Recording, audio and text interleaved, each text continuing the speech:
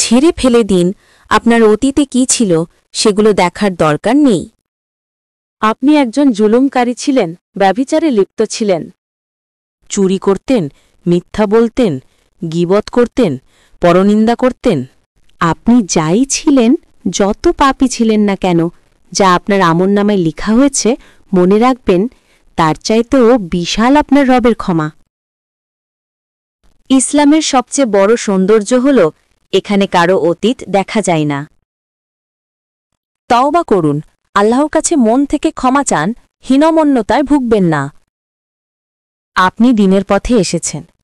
লোকে হয়তো আপনাকে দেখে নানা ধরনের কথা বলবে বা বলছে, আর সেই দিনও দেখলাম অমুক তমুক পাপ কাজ করে বেড়াচ্ছে। আর আজ এসেছে আমাদের দিন শেখাতে। দরকার নেই এইসব মানুষের কথায় কান দেওয়ার। অন্যের কাছে মহৎ হতে পারার মধ্যে কোনো লাভ নেই। কারোর কাছে এতটা ভালো মানুষ হয়ে বেঁচে থাকার মধ্যে কোনো গৌরব নেই। আপনি ভালো হতে হলে আল্লাহর কাছে হন, তিনি কিয়ামত দিনের মালিক।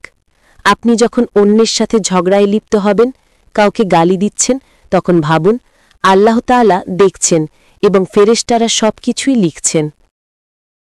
আপনি দিনের পথে হাঁটতে শুরু করুন। আপনাকে দেখে আশেপাশের লোকেরা কি বলছে, দরকার নেই সেই সব নিয়ে ভেবে সময় নষ্ট করার। কবরে যখন আপনি একা থাকবেন, তখন আপনার ভালো কাজগুলো ব্যতীত আর কোনো কিছুই আপনার কাজে আসবে না। মানুষ যখন আপনার বিষয়ে খারাপ মন্তব্য করবে, তখন আপনি কষ্ট না পেয়ে তাদের ক্ষমা করে দিন। আপনি সবার কাছে ভালো হতে যাওয়ার কোনো দরকার নেই, নিজের মতো করে থাকুন। ইয়া আল্লাহু, আমাদের সকলকে দিনের পথে চলার তৌফিক দান করুন। আমিন।